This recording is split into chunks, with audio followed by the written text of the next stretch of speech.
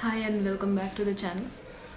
Today recording this video doesn't give me much happiness because I never thought I would be doing any kind of video like this, but seeing whatever is happening on the social media and how people are accusing the FMGs for being outside and not the otherwise, I think this video was a necessary step to be done because there are not much foreign graduates to put their voices out, and not much of the media really shows or describes what they go through. So I think this video was a very important step so you can know why FMGs, why someone from India would want to go and spend their life, like spend their youth 7 to 8 years or 6 years, depending on which country you decide to go. Your youth here, 6 to 7 years of your youth in a different country, getting cultural shocks, spending a lot of money, doing a lot of things, a documentation process, going through a lot of steps, stress, coming back and giving exams and still being asked that why do they go out. So I'm feeling very emotional right now, but what I want to convey today is not just based on my emotions.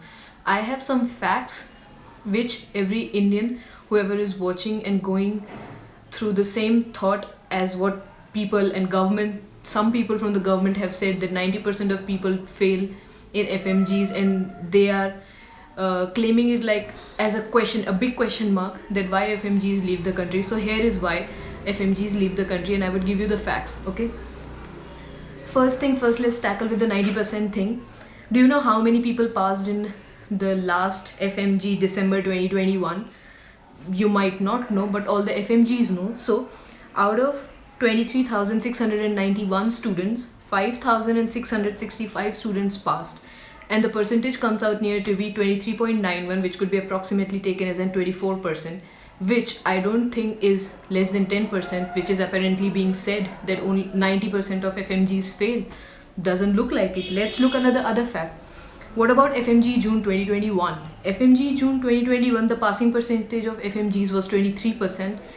Likewise, in December 2020, in which I cleared my exam, was 19.4. So I think the graph of FMGs passing have been increasing. Earlier, like many years ago, maybe it was 9 to 10%, but these days, in coming years, from a year and a half maybe or 2 years, the graph has really increased. Many people are passing, and not because exam has gotten any easier on them. Okay, don't feel like the exam has gotten any easier. Exam is the same as before. Even if you say the exam has gotten tougher these days, still people are passing because people are serious about their future, people are working really hard, their parents are supporting them to all the extent, and this is just not fair to release such statements, especially from important people, in this grim situation where a lot of our fellow FMG students have been stuck in Ukraine. My heart goes to them. I suffered myself with my friends the COVID time, where in 2020 we were airlifted from Wuhan, and I know how difficult it is for families and for students to go through that. Leave alone, this is a war. Everyone is stressed. They have nothing to be questioned about. They are not at fault of this, that this war broke out when they were there, and the question asked is why they went there. That is the big question everyone has in their mind, that why are they going there if the situations are that bad. So here is what I'm going to tell you why, but first let's check the facts in that too. So if you consider NEET 2021 result, which is your UG clearance exam, do you know how many people appeared in NEET 2021? And I'm just taking like 1 year out of it, and you can go back and research on your own about all of this. I'm just trying to make a point, so please listen to me and try to understand what is going on in our country. 15,44,275 students gave the exam of NEET 2021, out of which 8,70,000 students were qualified in the NEET exam. Okay, and how many total seats do we have for MBBS, studying MBBS in our country? So the number of seats we have in our country right now, in according to 2021, which the government released, is 88,370 seats. So basically 15 lakh students are competing for 88,000 seats, and only 8,07,000, approximately 8,07,000 students cleared. I'm not saying ranked, but they qualified the exam. And out of those 8,70,000 students, only 88,000 students would get a seat. So if you take out the percentage, okay, if just for example, because I think numbers show everything which people want to hide in their emotions, or even what they want to express in their emotion, numbers don't lie. So out of 15 lakh students, only 88,000 students get their seat. And do you know how much percentage is that? 5.72%. 5.72%. Yes, only 5.72% of the students get a MBBS seat in our country. Leave it alone. That 5.27%, that is not the government seat. That's not all of the government seats. These 88,000 seats are clubbed, the government and private. If I will tell you the number of only government seats the students get, you will be shocked. The only government seats which the people are getting is 44,555. So the percentage comes out to be less than 3%, which is 2.88%. Only 3% students in India who are giving the exam can enter a medical college on a government seat. So what about the other students who qualified their exams, like 8,70,000 people, 70,000 kids, students who are in their 18s, 19s, 20s, some are repeaters, some are freshers. It's only and only because of lack of seats, lack of infrastructure, lack of proper medical colleges that is pushing people to go out of their country in an unconducive environment, maybe minus 30 degrees, maybe really far away from their home, thousands of kilometers away from their home, in the cities, countries where they don't even speak the same language as we do. The language is not even English. Some are learning Mandarin, some are learning various places to pursue their career. And this is not because they have money. The people who have money, the kids who have money, although I don't blame them, if they have money, they should use it. If their parents have it, they should use it. And they get into the private seats here only in India. The people who go out are from a middle class family, lower middle class family, even below that. Many of the students I have seen, their parents are farmers and they have kept their lands on hold, like कर्जा लेके, education loans लेके लोग पढ़ रहे हैं बाहर. I have seen people in my own college who would buy food just once and eat that same food, like divide the same food bought once in two parts and eat half in the morning and half at the night.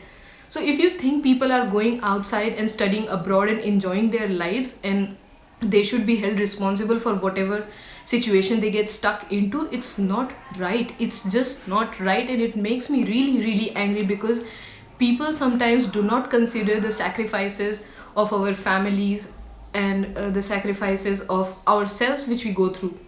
The situations are not always conducive. You cannot say it like that blatantly in such times. Just imagine what Naveen's parents must be thinking when they would have heard this news that their kid died, but the government and the people, and there are so much of hate comments going on in the social media as well. A lot of like Fmge groups have been posting them, that people texting that they deserve it, why did they even go out? You should know better. Why did they go out if you are a medico? Cracking a seat in your own country is next to impossible. Out of 15 lakh people, only 44,000 people get a seat in a government college. That is less than 3%. What do you expect us to do? If you believe in the thinking and ideology of not giving up and going to some extent to fulfill your dreams, you shouldn't be questioning us. India is one of the country which is on the way to development, and we need more colleges, we need more infrastructure for the medical field, we need more seats in the government sector, not just the private sector where you have to pay crores to get into it and go through it, which is practically not possible for a middle class family and who are living like with 2 or 3 siblings. How would the parents afford it? So people are doing whatever they can to fulfill their dreams, and I don't think you or me are anyone to question their dreams. Right now what everyone should be thinking about is their safety, and only should think about their safety and pray for them, because if this things would have been happening, let's see, in Oxford or Harvard, you wouldn't be questioning why they are in the Oxford. Why did they even go to Oxford, right? Why did they have to go to Harvard? Just stay in your own country. Just because it's foreign medical graduates, and I don't know why people look down on them, but there's nothing to look down on them. Foreign graduates are in every hospital, every college. In PG now, they're cracking postgraduate exams, AIMS, PGI, name it, and they're there. It's not because they don't work hard, it's not because they don't have what it takes, it's just because there are a lack of seats, and sometimes the conditions are not conducive, and it's just because they are not ready to give up on their dreams, which I don't think has nothing bad about it, and everyone should think about it. Plus, if you see how many foreign graduates passed in these FMGs for last 3 FMGs. I'm just counting last 3 FMGs. If I go back, this is all the data and you won't understand anything. It's just waste of time. Last FMG, 4,283 people passed. That is June 2021. In December 2021, 5,665 kids passed the exam. In December 2020, 3,722 people passed. So if I only calculate these 3 consecutive FMGs and take out the number, it comes close to 13,670 doctors. 13,670 doctors the government of India is getting for nothing.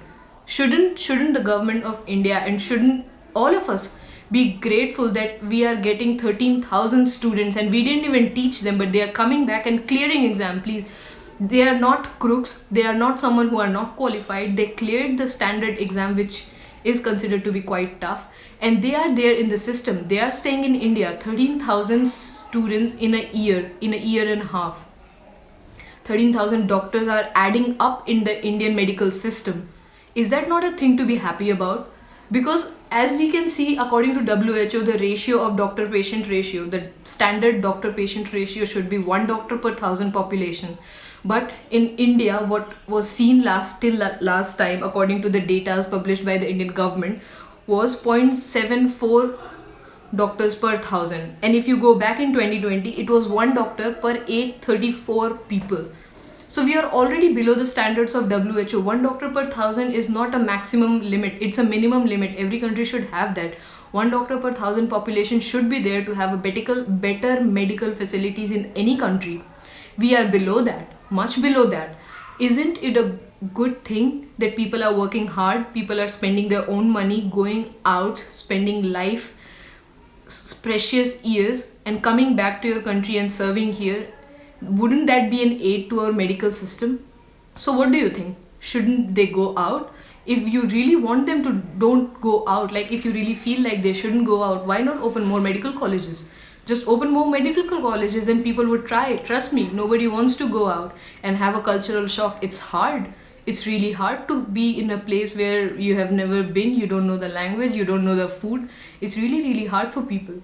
They are not much financially well, they are not from wealthy families or money's flowing for them. They are just students like you and me. So I really like, this is my humble request, this please do not spread this hatredness. I know none of the FMGs would say anything about the FMGs because they know what everyone goes through, but this video is basically for everyone else who is out there thinking why. Like, yeah, China is like this, Kazakhstan is like this, Russia is like this. Why they are going out? Why don't they just stay here and study? Well, I think I have taken enough of your time explaining why they go out and why don't they stay in India and do it. I hope you understand how people go through and you can put yourself in their shoes and have some sympathy, and you would pray for them. I really hope you would pray for the people who are stuck, the kids, the juniors, the FMGs who are like 18, 19, some of them are like in first year, second year.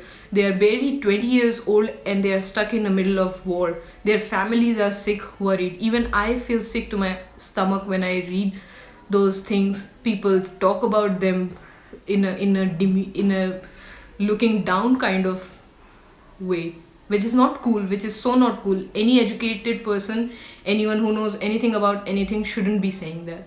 So signing off with that note, I hope this video would knock some sense into people. I don't know if people should be even putting up those questions right now. Right now, all the attention should be going to people's safety.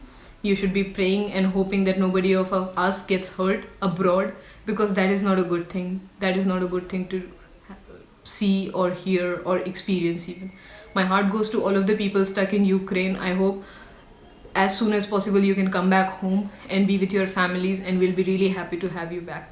Thank you.